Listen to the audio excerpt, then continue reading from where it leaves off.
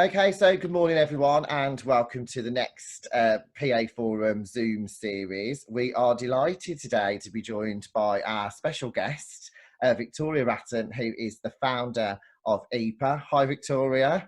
Hello. How are you? How are you doing? I think I would be lying if I didn't say I am exhausted now. And I mean, on the one hand, I feel very, very lucky, and on the other hand, it's starting to catch up with us all a bit at the moment, locally. But then I feel like I shouldn't complain because my sister is an NHS nurse on the front line, still without any equipment. She's really tired as well. My other sister's a key worker down in Wales, so we're kind of, we've got our own little group message every day, but I think we're all starting to really feel it now. It was, for me, it's just been a bit of a surreal time. I think it has for everyone, but when you're actually going out there and, being part of being a key worker, it does feel very surreal at the moment.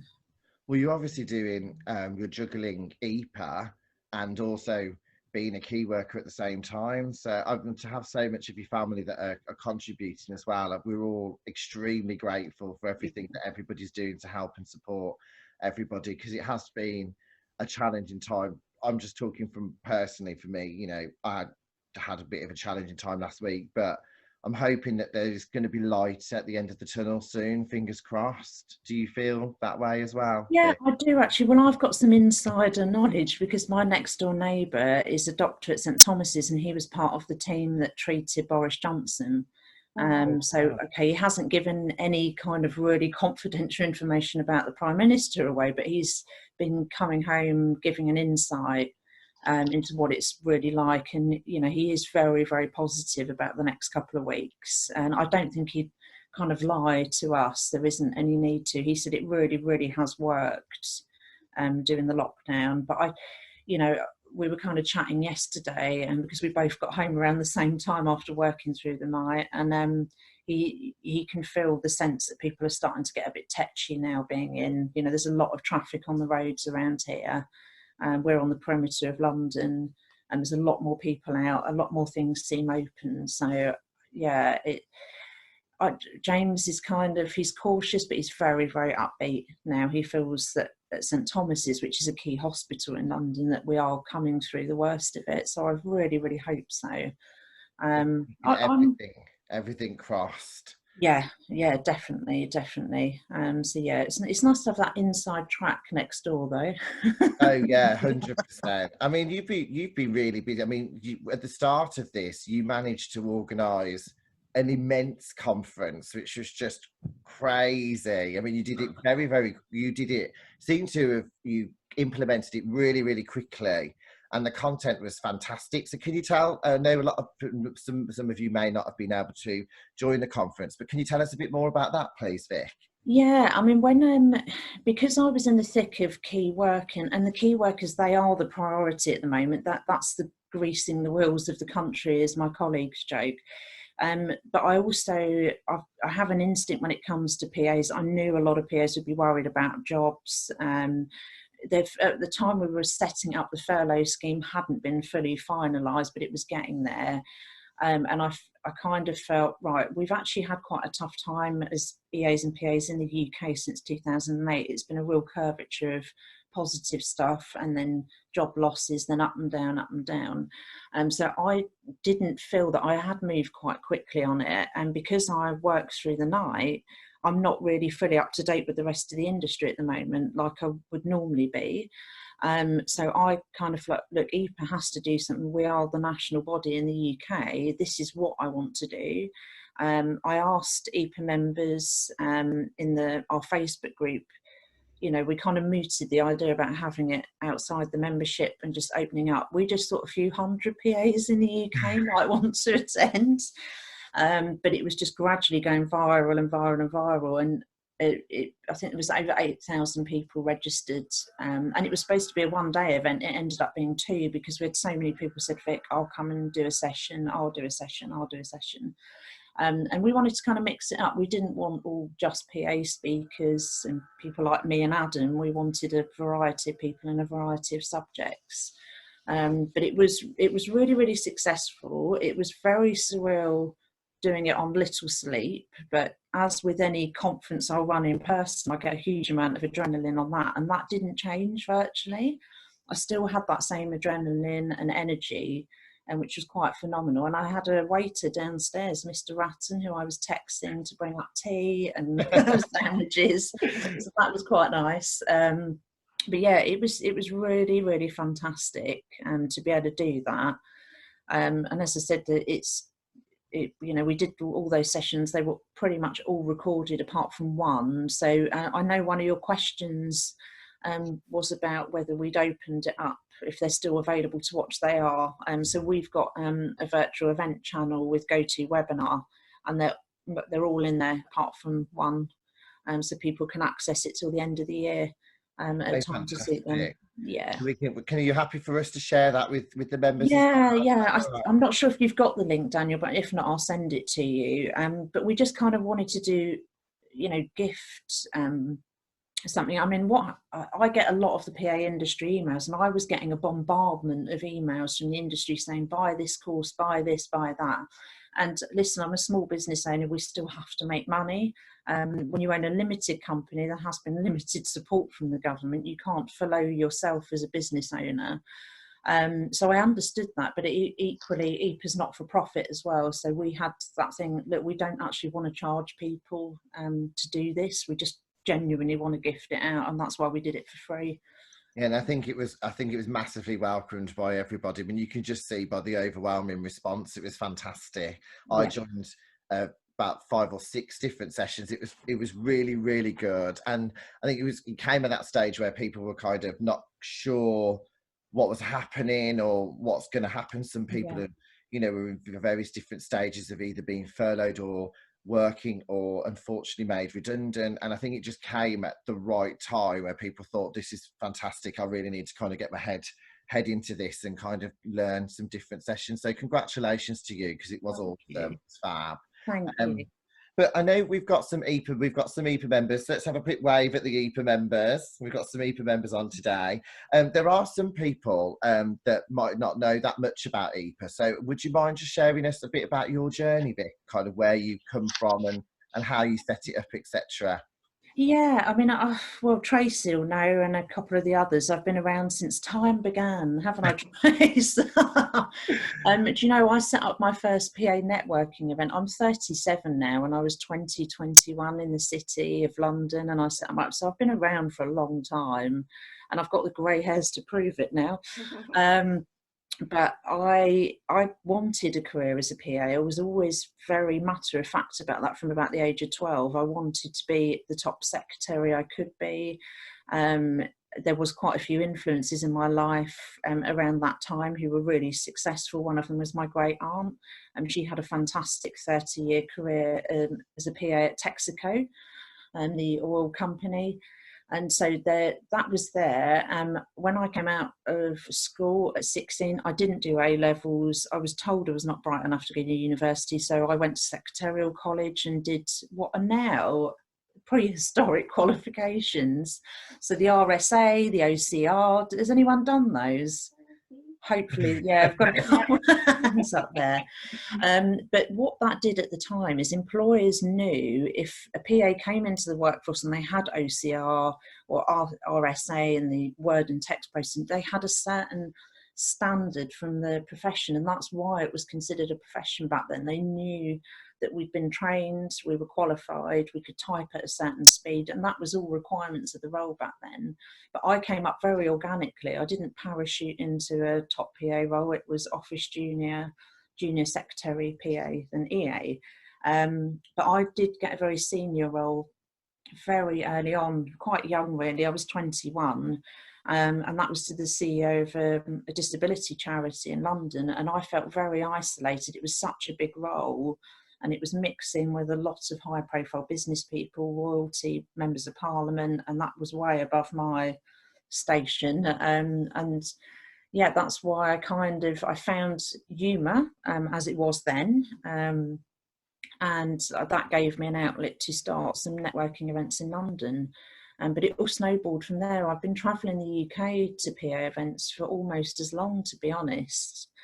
But EPA came about. I don't, some of Tracy will definitely know, probably Linda and Julie. There used to be the Association of Personal Assistants, so they were the national body. I was a member, I did the diploma, we had the letters after our name, and actually Dr. Gareth Osborne was doing a really, really good job with that, getting that credibility and doing all that good work. But unfortunately he had a stroke. His wife shut the association down when he was in hospital in a coma. And I kind of, I was starting to get a lot of emails from PA saying, come on, Vic, it's your time to do it now. We need a PA to do it. And I wasn't quite ready, and I didn't think it was appropriate with Gareth still in hospital. So I let it go. And then about a year later, I had more emails, over 300 emails actually then, saying, Vic, we need a national body. We don't have a national body. We don't have a seat anywhere at the table nationally. There was pockets of stuff going on around the regions, but just not that national perspective. And so I kind of sat down with my now husband and I said, look, I think, and most of you know, I was at Hayes Recruitment, had a fantastic career there. I really took my EA role to the limits. But I also knew I couldn't, there was not a lot else I could do for them and give them. I'd had such an extraordinary time. And so I negotiated an 18-month exit with them and then started building EPAA. But I built it with PAs from around the country. But it did require sacrifice. I'm not going to lie to you. You know, I sold all my assets that I'd worked really hard for since I was 16, sold them all and whacked them all into the business. But me and my husband were kind of like, well, it doesn't matter. We're following it was my dream, my passion. And we started having lots and lots of weekend meetings with PAs all over the country, and to put this together, where were we lacking as a profession? Because we realised by that point, obviously you'll all remember when Lehman Brothers collapsed and the global economy just kind of went down the toilet. We did realise that actually we'd lost credibility and respect as a profession. We were the first to kind of be made redundant. And there was a lot of hearsay that we were the first to be brought back. But actually my research now has indicated we wasn't the first to be brought back. We did lose a certain amount of roles during that time. And so actually we needed to have a body that was going to work towards becoming like the CIPD for HR, the CIPR for PR. We just didn't feel it was there. And unfortunately at that time, within 4 weeks of each other, APA went under and IAM went into liquidation. And so there really was nothing for a while. And then obviously IAM's been rebought now, but at the time there was nothing specifically for EAs and PAs. So I set it up, but it's not without sacrifice, but I think you kind of know you're heading into that as a small business. It's very hard to run a small business in this country. Very, very difficult at times. And then obviously Brexit happened months after we opened up. So that made it challenging again, because then what we were dealing with, a lot of PAs started to lose their jobs again. We became really disposable, and it was quite shocking really. So we had to move quickly on changing the way the association worked and what we could actually deliver, what people could afford in terms of membership. And I went back to the city and went back to work for a CEO of an insurance broker as well. So what I did is I did a lot of moving and shaking when I was back in the city to try and get the role noticed again, because they just saw us as admins. They didn't see us as adding any real value.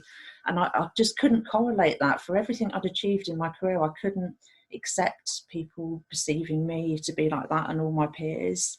Knowing what we were doing for business, but that's what had happened. So here we are now.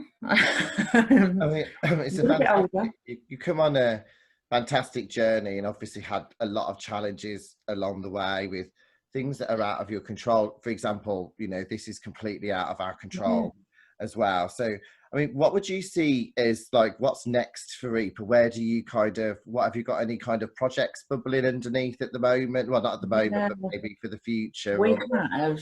We sure have. I've actually, and I can't go into masses of detail, but we've been working a lot with the government over the last 6 months, and various government departments are investing in their EAs and PAs. Now we're just about to make a big announcement with one of the Whitehall departments at the end of May, about what they're doing for their EAs and PAs, stuff like this. If the government's spending money on this workforce at a time like this, then that should have quite a ripple effect elsewhere. One of our biggest, and I say oldest clients, we haven't been around that long, but one of our biggest supporters, you'll probably find this hard to believe, is HMRC. They've been right with us from day one. You know, most of their PAs are signed up with us. They've always supported us. So yeah, we've been doing a lot of work with government. We've just about to enter the history books as a profession for Parliament. So I've been undertaking a lot of interviews, been interviewed a lot by parliamentary people wanting to go look back at the history. And actually people could laugh that off, but that stuff's really, really important because that's us slowly getting back in.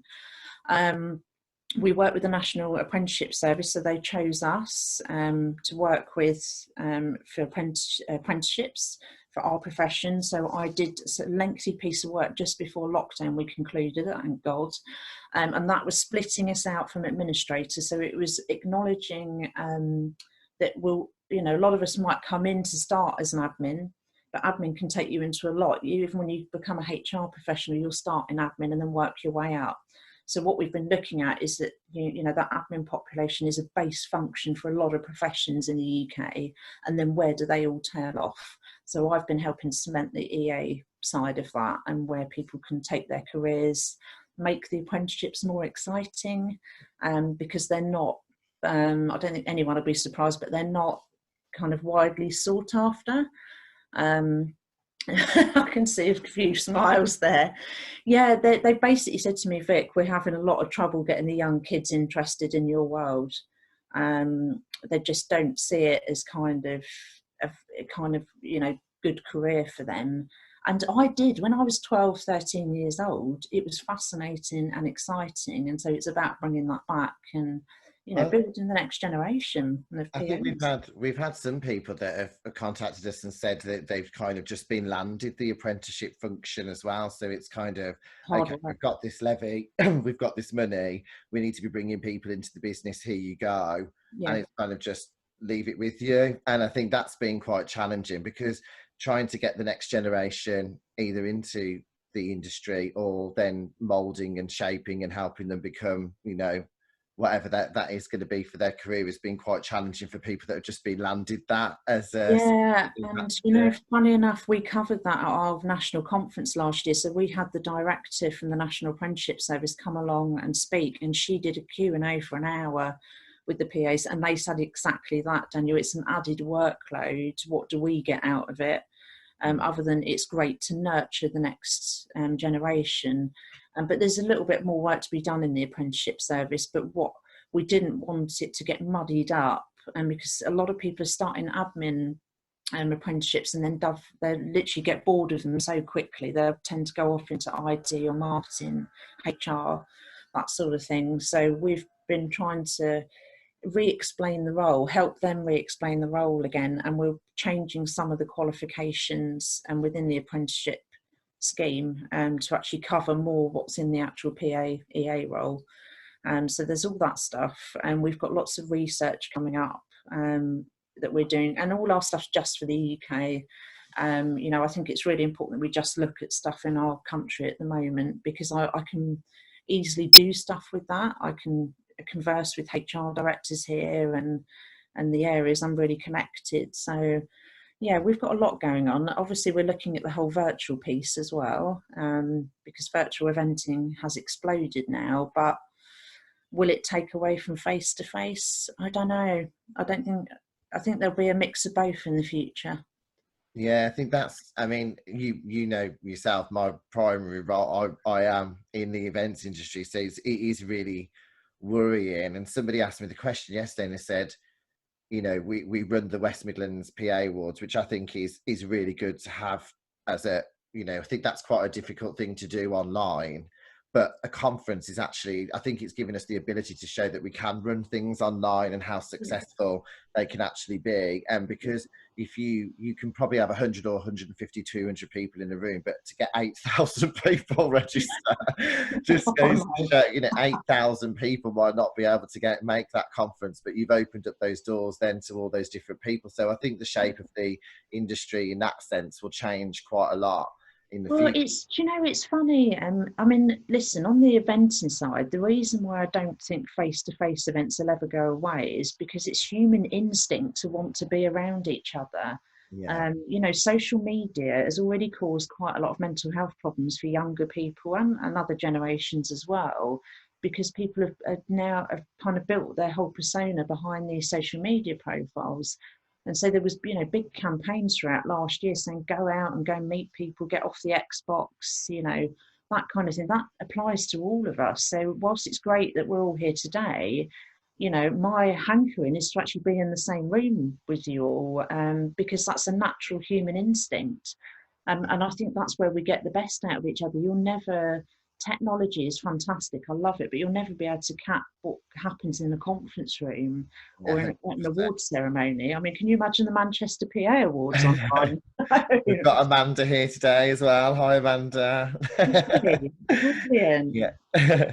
Yeah. So it's Amanda. Hi, Amanda. How are you? Hi. Sorry, I had my microphone on mute. That's okay. Yeah, so lovely to see you, Amanda. I'm here. I'm right here. You look so much better than I do, but I have been working through the night.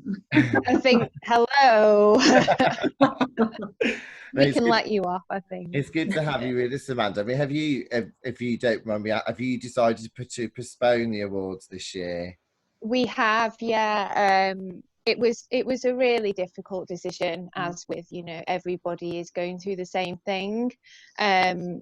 And we put it off and we put it off, but when we all got together on a Zoom call, which, as we said, is the new normal, it just made sense. And the venue have been fantastic, the sponsors have been fantastic, so we are really lucky that hopefully we'll be able to do it again next year. And everybody was very passionate that it'll be bigger and better, and we'd all be ready for it perhaps a year later. So yeah, a difficult decision, but definitely the right one.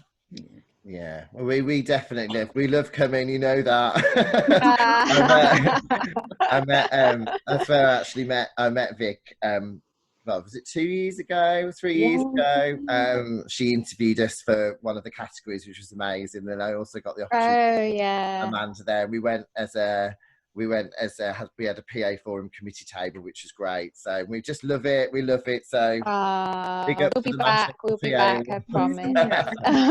Thank you. EPAA will definitely be supporting next year. I've already said that to Mel and Amanda. We're definitely sponsoring next year, and these things need to happen. And I really look forward to it, especially given I don't dress that much these days. We'll all be glad to get my glad wags on. We'll all be glad to get a frock on after this, won't we? Oh my Absolutely. God. Yeah. No, nice to see you, Amanda. Thanks for joining us. Thank you. No problem. Can I ask Vic about what I've had a question here. So what is the current view of recruitment in this surreal time? I recently finished a job and was about to interview for a new job. However, the meeting was cancelled just before lockdown with no indication given as to whether this will open. Is it best to wait until things change, or are companies interested in CVs at this time? I know you've obviously been busy out with key working and stuff, but I wasn't sure if you had some advice on that at all. Yeah, I did. I had a lot of chats actually with Lily Shipping as well. I mean, literally, I spent so long in recruitment, over 7.5 years, so I've always got a natural interest in that and keeping an eye on things. One of our members got made redundant. So they didn't furlough her, they made her redundant. And within a week, she's now a key worker. She's an NHS EA up in Scotland. So there are still jobs out there, but it's the important industries at the moment that are keeping the country moving. So if you are someone that needs something right now, it's best to look at the industries that are keeping everything going, because jobs have been created left, right and centre. Even Sainsbury's head office, they've got PA roles there. it's where what's important at the moment. So it could there'll be some temp contracts, which there have been around, especially in London. But there's also a bit of a word of caution. When I was chatting to Lily, you know, this is something about the sharky bit of the recruitment industry. There's a lot of fake jobs being put out there by recruiters to make it look like they're still buoyant and in business. And but a lot of the recruitment has dried up for most sectors. But I think it's quite obvious if it's in a buoyant industry. So I shared in the EPAA Facebook group yesterday an article from the BBC, and it said 5 businesses still booming during lockdown. Now, as an EA, that's exactly where I'd go and look for work at the moment. So not everybody's doing badly, not every industry's doing badly. Some are breaking record profits, and that's what happens in a recession as well. You know, a flood of companies will shut down, but new ones are being opened. You know, new companies are opening up at the moment as a result of the new needs of our kind of now society. So it's, you know, you've got to be a bit more creative. I do a really good webinar, it's recorded for the EPAA members, on how to creatively job hunt, but I wouldn't just rely on recruiters for sure, but always look for a genuine and honest recruiter, and they'll give you a, you know, a local market update and what it's really like. But there's definitely still some jobs about. You know, there's one actually in my area around here, because as I said, we're on the cusp of London, and it's actually for a care home. So they're a big care home company across Surrey, and it's EA to the CEO. He's going to interview people via Zoom. You're going to start virtually. You won't actually start in the office till August. Oh wow! So, you know, people are moving and shaking. We are preparing to come out of this lockdown. So I think things will happen quite quickly when Boris Johnson eases some of it. But all is not lost, is what I'm trying to say. There are still some jobs out there. Yeah, fantastic. Sure. Because we've got Aldi's got a huge office near us. Sainsbury's, I think, have got a huge office near us as well. And like you say, there are sectors that are really busy at the time, you know, the healthcare sectors, etc. as well. So there is opportunity. I think it's just about making sure we share those opportunities, and if we do see anything, can obviously try to keep spreading the word as much as we can. But with that in mind, what do you think about the home working thing now, Vic? Do you think a perception might change on that? Do you think there might be, you know, more flexibility now that people have been able to demonstrate that they can work obviously as efficiently from home than being in the office? Now, there's 2 sides to this. Okay, and the good side is the UK has been dragging its feet for blooming years over virtual working. We've had all the technology, but bosses have been on the main hesitant to use it. There's also been that course of distrust. We had it a bit at Hayes. The CEO of Hayes at the time was like, are people actually doing work when they're at home? It took a lot to change his mindset. So this has now forced people into this situation. You know, of course, I think a lot of people have been very productive, because what you get back is the time you spent commuting. I don't know for any of you, but it was an actual nightmare commuting in and out of the city every day. You know, it's hours back that can be given to a company and ensure greater productivity. But there's also a period where some PAs and any office professional, whether that's HR, finance, where they've rested on their laurels and have been trundling into work over the last few years, and they're at home now and they don't have an awful lot to do, but they're not actively seeking to do more or coming up with more ideas. It's probably going to be a little bit of a risky time for them, because what bosses will now do from this period is work out who's really important for us, who's vital to our bottom line and our productivity to carry on. So I think it's a, you know, good and obviously negative for some, but good for a lot of people. And, you know, I'm not a parent, but hopefully, well, homeschooling, I don't know how you people are doing it that are parents.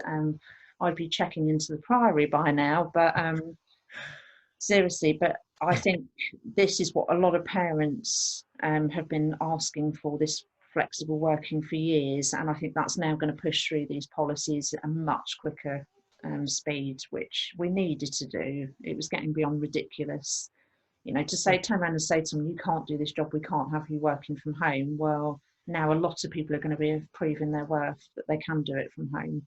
Yeah, I think 100%. I think it'd be really interesting to keep an eye on that as well and see, what because if there are some businesses that are really open, to people doing that, and there's some that aren't, it begs the question as to why then, really, doesn't it? If we've managed to get through this and do it. So, but that brings me on to another question, because we've had a question in here. So, work for a CEO and a chairman, all of whom already have PAs to support them on a day-to-day matters.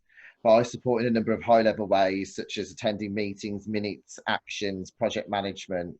And I wondered if you can suggest some more innovative and interesting ways that I can support and offer value add to them at the level I'm working.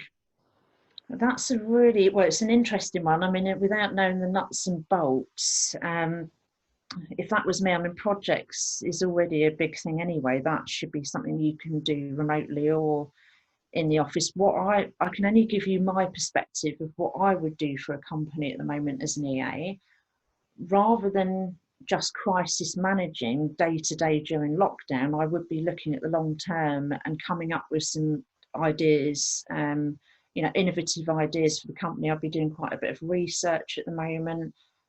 What life is going to look like outside of lockdown. I'd probably start drafting a policy or two, if you're in HR or you've got that kind of remit, looking at new technology that can be utilised beyond lockdown. It's all, I think it's stuff, really. I mean, a lot of EAs, and me especially at Hayes didn't write that job description. I wrote it, I came up with it, I built that role, and I used my own strengths to suggest what would be good for my area of the company that I was working in. And most companies are really receptive to that, but you've got to build a business idea, you've got to do the research for it, you've got to put the nuts and bolts if there's cost to it. I think one thing that's really going to interest employers coming up is running a leaner company. So looking at efficiencies as per usual. They're always looking at that, but I think they're going to be looking at even more, because we're probably likely going to go into a mini recession. I don't think it'll be as bad as what has been made out by the press, but how can we save money and be a bit leaner for the next year? I think, how do we manage, another good one for PAs is, how do we manage the well-being and culture of staff when they're not in the office with us? A lot of people are mentally suffering at the moment. I know we work with mines quite a bit. They've seen a massive spike in calls during lockdown. PAs are brilliant at this stuff. So looking at culture and well-being, looking at more effective ways for the bosses to meet. I mean, it's not just Zoom, there's lots of other technologies out there as well. And what can quicken things up? What meetings actually don't need to happen in the future. So, I did a meeting strategy with my boss at Hayes, the first one I supported. And I said, you know what, James, I've been through your diary, and these are meetings I think we can junk. We're wasting time. So you can actually do stuff like that as well. It doesn't sound very sexy, does it? But it's actually interesting. So yeah, it's all about ideas at the moment. That's where British companies are stagnating, because they're literally peddling, they're trading water day to day. So we still need people to be generating ideas. How are we going to do business in the future? And that's where I found Hayes really exciting for me, because they just let me roll with it. It was really, really fascinating. So it's about having a seat at the table. But if you're involved in projects already, how can we still move some of that along? Despite everything that's going on, we've still got to run as a country. We've still got to operate in some way.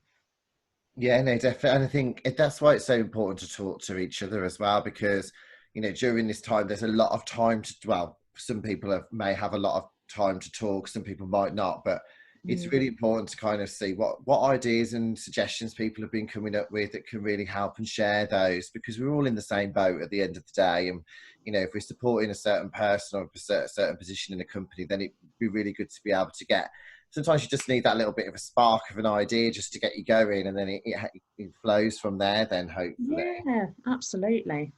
What's about technology for you at the moment? Is there any kind of five, or not five, or maybe two or three, like top things, apps or pieces of technology that you think people could be looking into at the moment or using, that might be time saving or educational, etc.?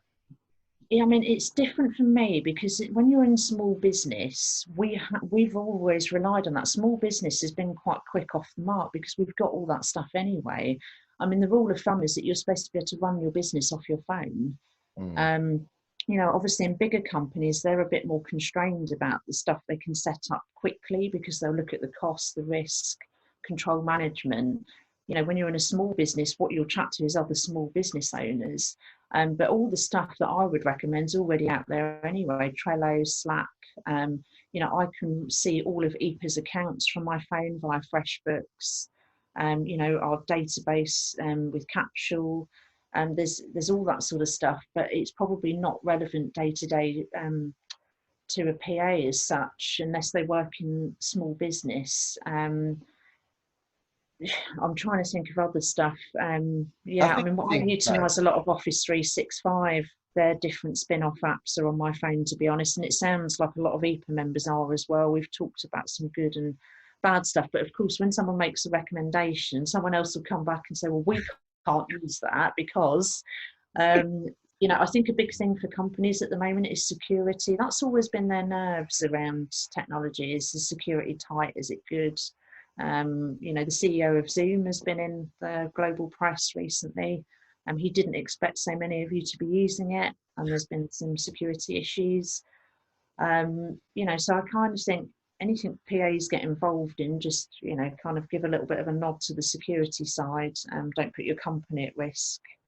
Yeah. Type thing. But definitely Slack and Trello and things like that are really, really good for managing communications and And I think some people have been using the Microsoft Teams or Zoom, or some people have been brushing up on things like learning about OneNote, and there's been so many different sessions out there. Yeah, So and it's all there. It is. My old boss, who I moved, packed off to Bermuda last year. He's still WhatsApping me now. I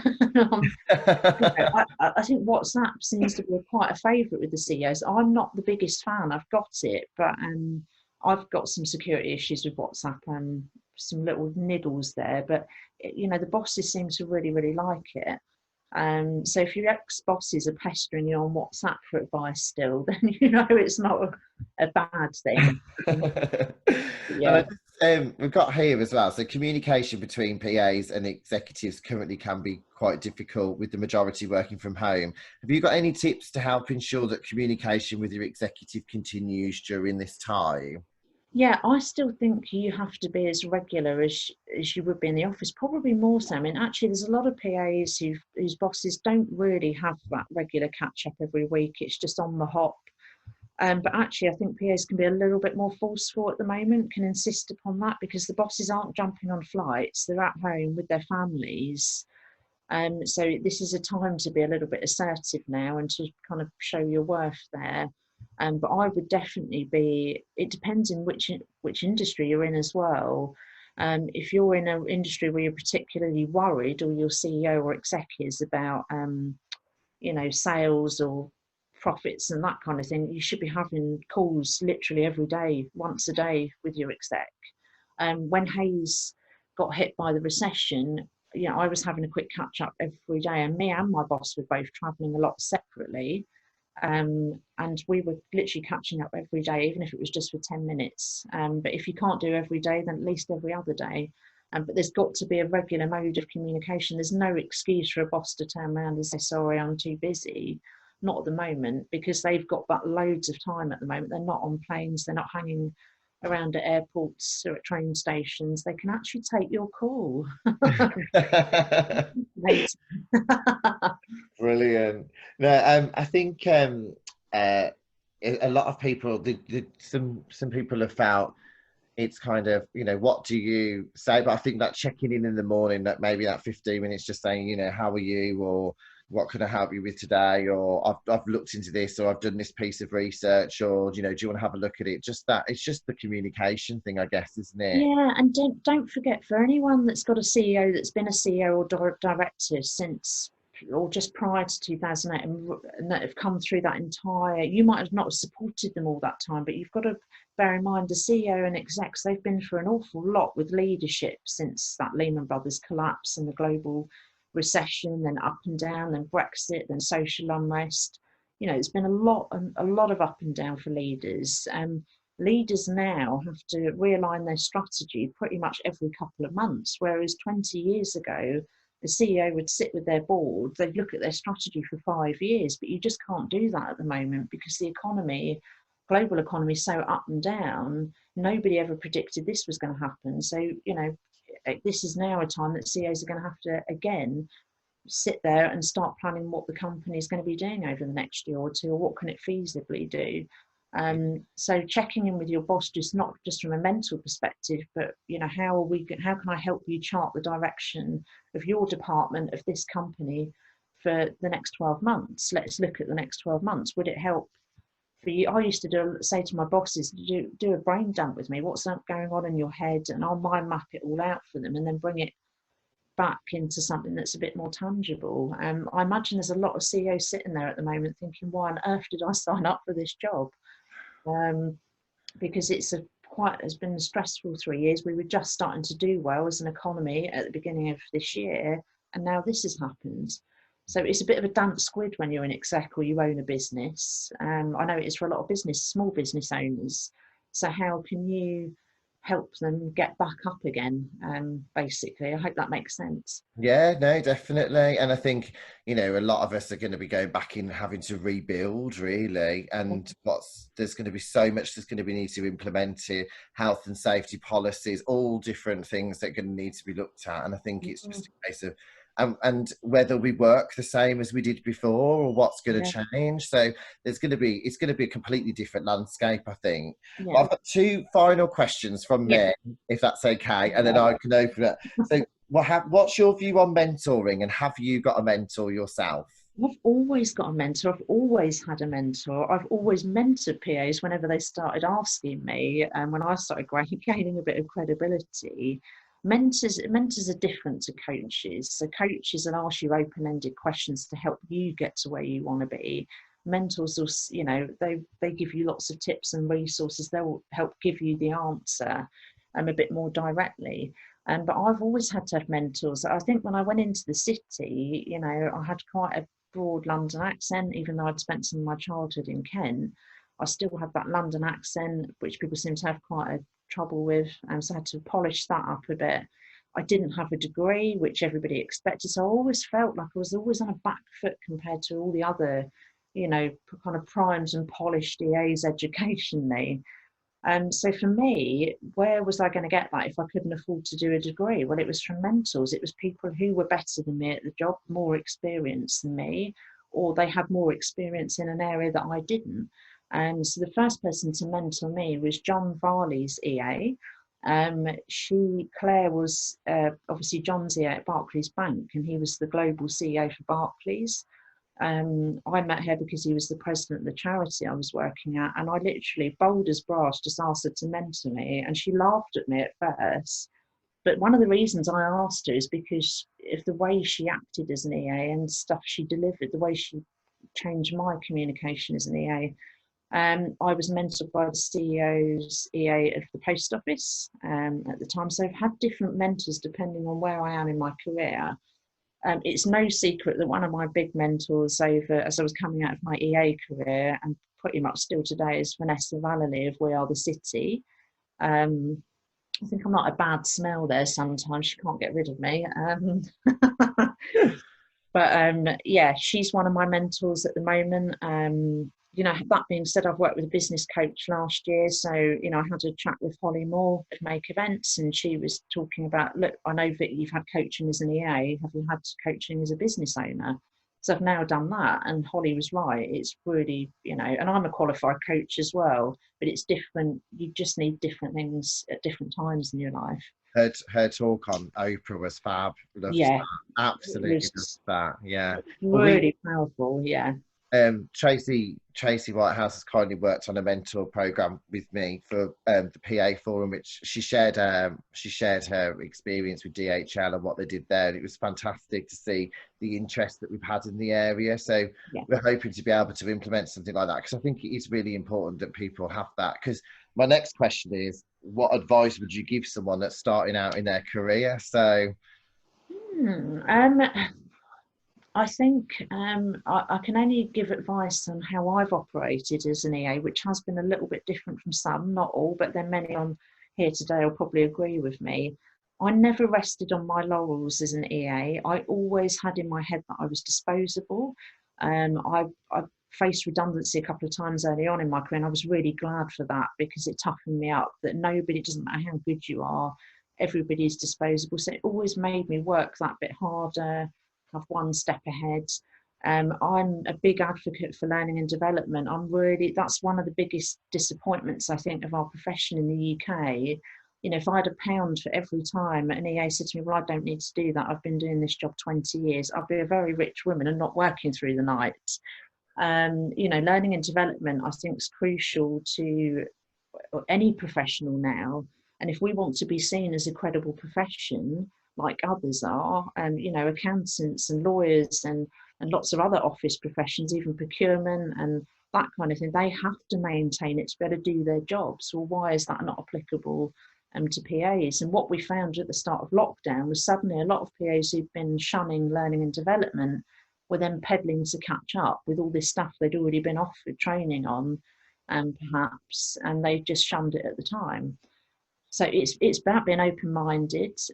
It's about, I think, what the advice I give as well is don't necessarily sit there and say, I'm going to work at X, Y, and Z. You've got to keep an open mind about where you're going to move throughout your career.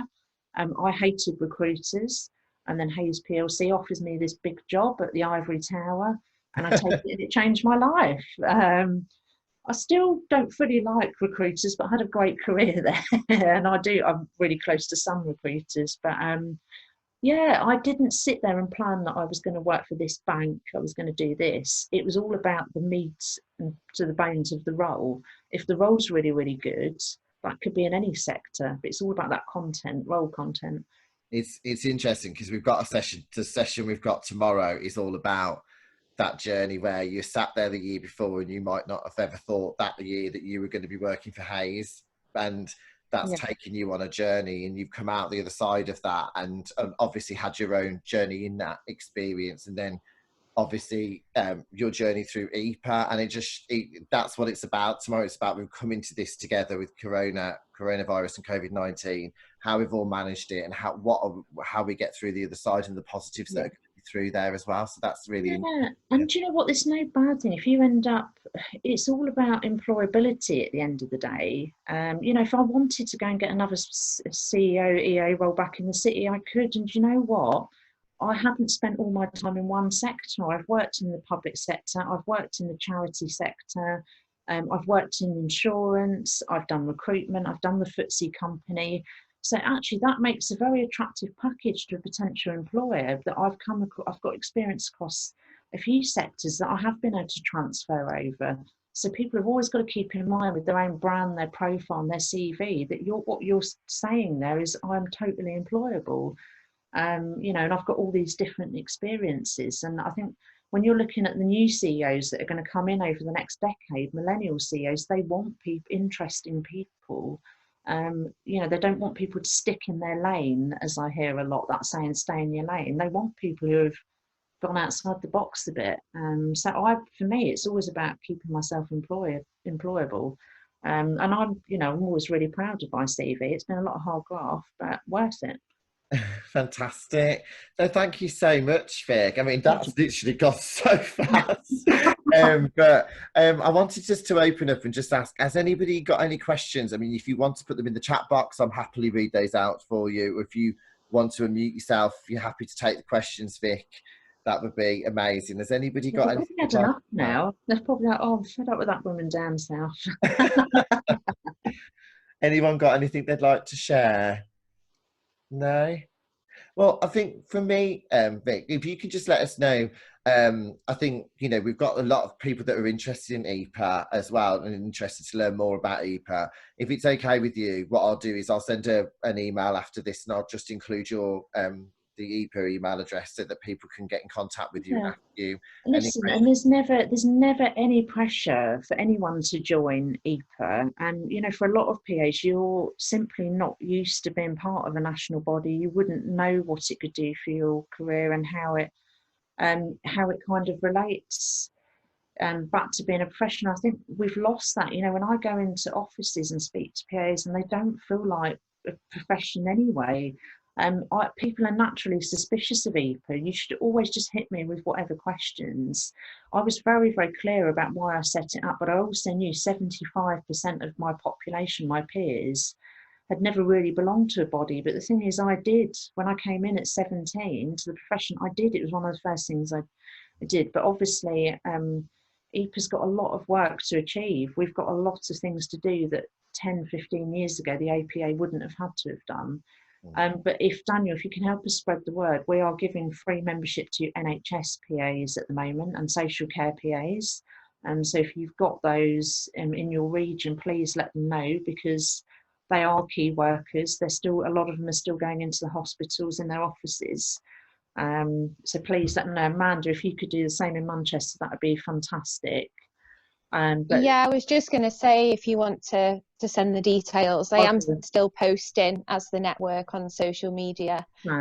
So happy to share that, and any webinars that you're doing, Daniel, and also you, Vic. You know, you're both doing a great job. So thank you from me for all you're doing for the community. I think it's phenomenal. Well, thank you, PZ Cousins, for the hand wash. You know, that's coming back into yeah, hands clean. Yeah, I've literally got mine. I was going through my wardrobe the other day and I found my Manchester PA Awards back.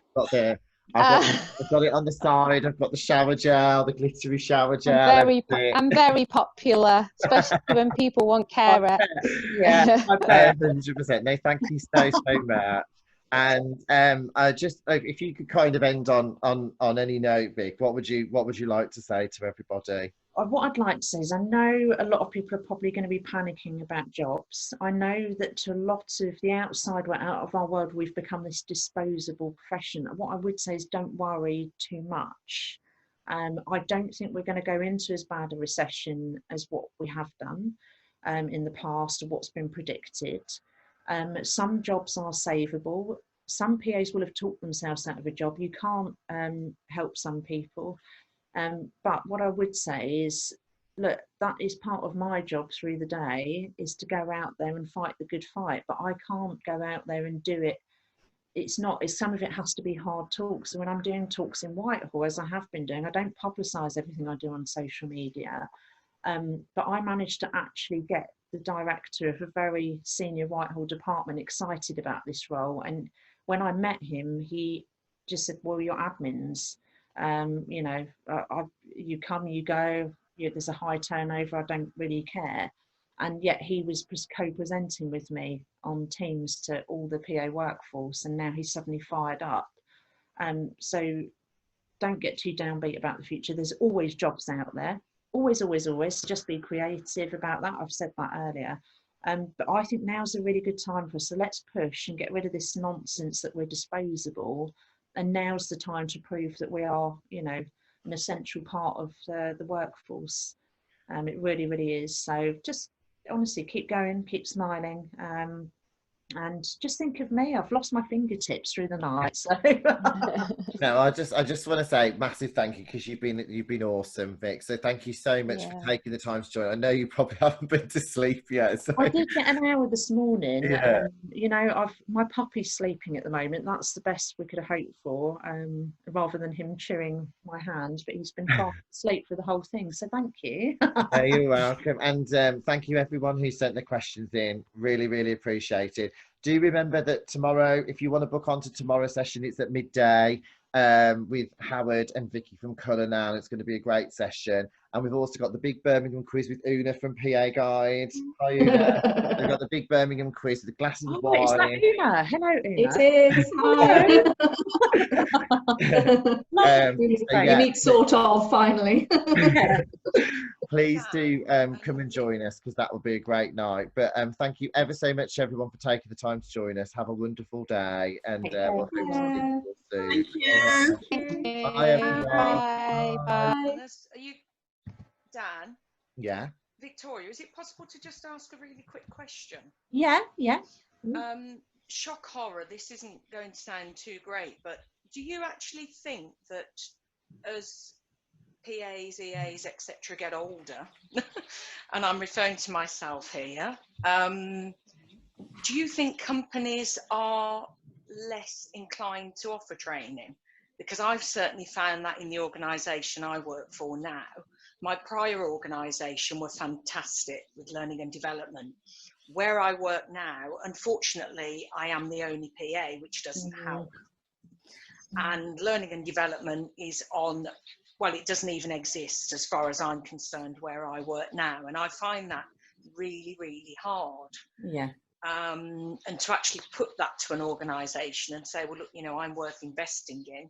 And that's quite scary at the same time, because you've got a lot of young bodies coming in and they are so much more advanced than PAs, EAs, whatever you want to call them, like myself, that are in my early 50s. And, you know, like yourself, I didn't do the, you know, sort of university qualifications or anything.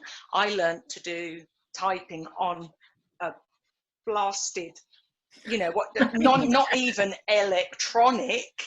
And I did my RSA 2 on that, and they actually, part of the exam, they covered the keyboard and you had to slot your fingers in and type, and you couldn't see the keys, and you had carbon paper to check when you finished where your mistakes were.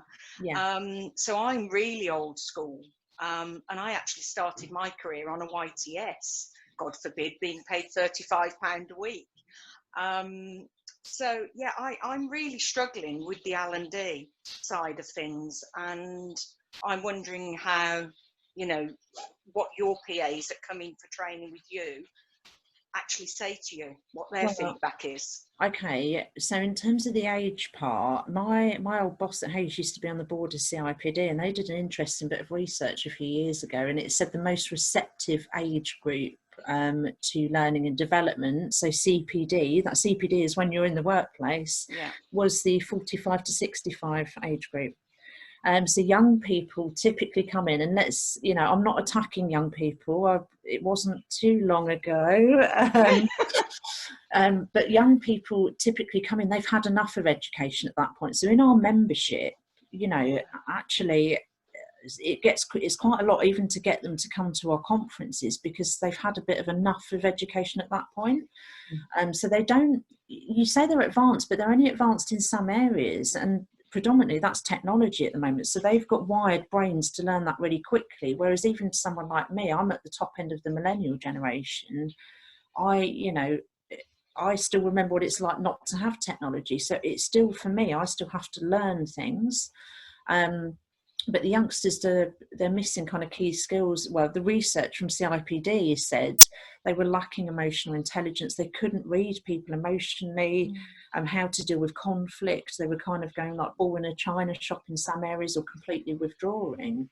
There was no middle ground. And so it was really interesting. I'll see if I can fish it out somewhere, but or if CIPD's redone it. But the most receptive people to learning and development was that age group. And that's a big, 20 years, 45 to 65. Now, in terms of you being the only PA, I probably need to do some work with you one-on-one on that, because I managed to do it when I was at the charity. And at first, my CEO, Susan, was like, really, it's for everybody else but you. But it's all part of that piece, Tracy, of us not being seen as a profession. It goes back to that all the time, because a HR professional could easily go in without having building a business case. They'll go in, ask, slap some brochure on the table or email it over, and they'll get it because they're HR. So that's why EPAA has to do this big piece of work. So look, we're not admins, we do X, Y, and Z, and in order for me to be able to add this value, I've got to do, X, Y, and Z learning and development.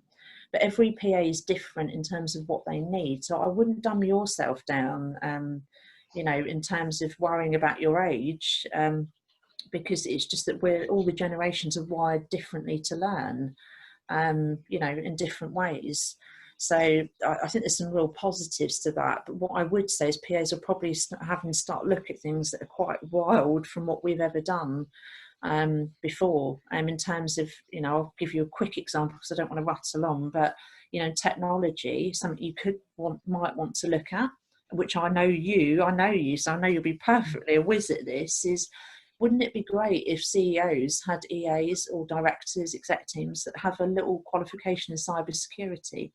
You tell me how attractive that looks to a CEO. They're the most under attack people in terms of business globally. And oh, look, I've got a PA who's gone on, done X course, got a certificate in cyber, that kind of thing. You can easily do that.